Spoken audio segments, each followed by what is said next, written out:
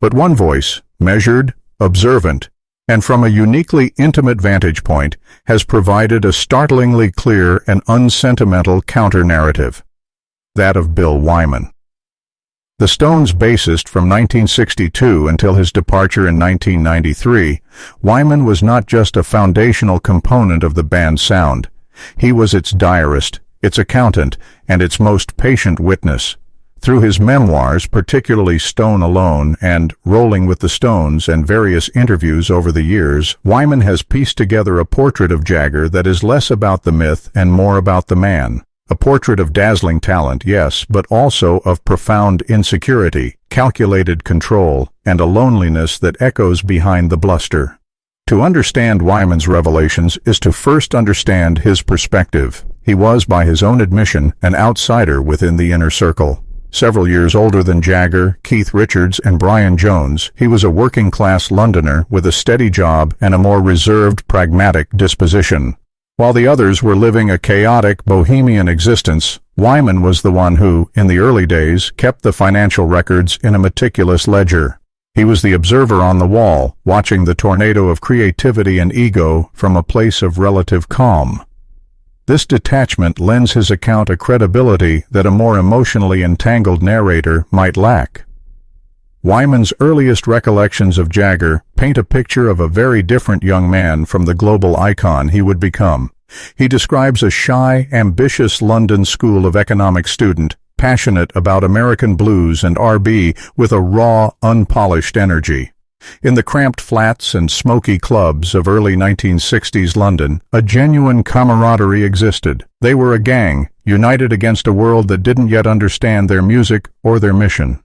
The Mick back then was one of the lads, Wyman has reflected. He had this incredible drive, this need to be the center of attention, but it was tempered by the collective spirit. We were in it together. They shared beds, shared food, and shared a dream. The chemistry between Jagger and Richards was already the engine room, but the entire structure, Charlie Watts' impeccable timekeeping, Wyman's stoic melodic bass lines, and Brian Jones's initial creative spark, felt cohesive. The fissure, according to Wyman, began with the arrival of manager Andrew Loog Oldham and the meteoric success that followed. Oldham famously locked Jagger and Richards in a kitchen and told them not to come out until they had written a song, forging the songwriting partnership that would define the Stones and, in the process, financially and creatively marginalizing the rest of the band. Wyman watched as the Jagger-Richards axis solidified into a power block. Brian Jones, the band's original leader, was the first casualty, his spirit broken and his influence systematically eroded. Wyman's truth here is crucial. He asserts that the Glimmer Twins mythology, while built on a genuine creative bond, was also a corporate construct that Jagger embraced and weaponized. Jagger, he suggests, possessed a sharp business acumen that Richards lacked. He understood branding, image, and control. As the money and fame exploded, the egalitarian Gang of Five began to resemble a monarchy with Jagger as its increasingly isolated king. Perhaps the most consistent thread in Wyman's depiction of Jagger is his obsessive need for control. This runs counter to the public image of Jagger as the ultimate free-spirited rock star. But Wyman presents a man for whom every detail, from a bass riff to a hotel room, was a subject for scrutiny and potential conflict. In the studio, Wyman recounts Jagger as a relentless perfectionist.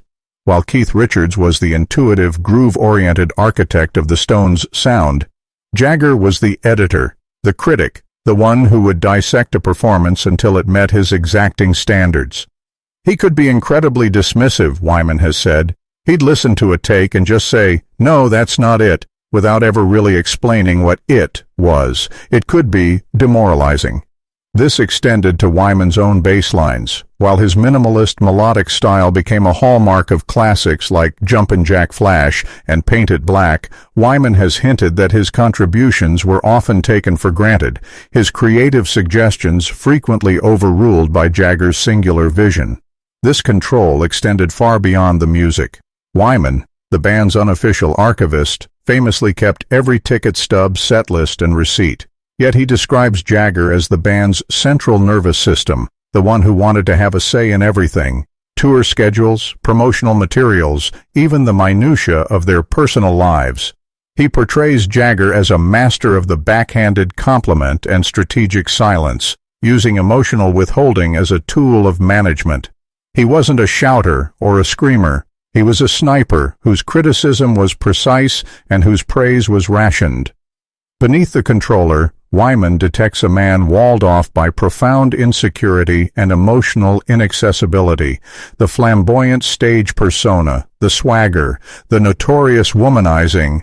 Wyman frames these not just as the traits of a rock god, but as the defenses of a man who found genuine intimacy difficult. He built a wall around himself that was almost impossible to scale. Wyman has observed. The deep friendship with Keith Richards, the so-called human riff and the band's soul, was, in Wyman's telling, the most significant casualty of this aloofness. The legendary rift in the 1980s, when Jagger pursued a solo career and publicly denigrated the Stones, was not just a business dispute. For Richards, it was a profound betrayal, a severing of a blood oath. Wyman's account supports the view that Jagger, ever the strategist, saw the band as a vehicle that was temporarily stalled and felt the need to advance his own career, seemingly blind to the emotional wreckage this would cause. He never understood why Keith took it so personally, Wyman has noted, a statement that speaks volumes about Jagger's emotional calculus. For Jagger, it was business. For Richards, it was family. Wyman's perspective paints Jagger as a man who, in building his fortress of fame and control, inadvertently locked himself inside, unable to comprehend the hurt he caused those who thought they were his brothers. This emotional distance extended to his relationships with the band as a whole. Wyman describes a leader who was incapable of the kind of camaraderie that, say, The Who's Pete Townshend might have shared with his bandmates. There were no heart-to-hearts, no moments of collective vulnerability. Jagger was the CEO, and the band was his board of directors, a board he often seemed to wish he could ignore. The cumulative effect of Wyman's revelations is a portrait of a deeply lonely figure, the ultimate stone alone, to borrow the title of his autobiography.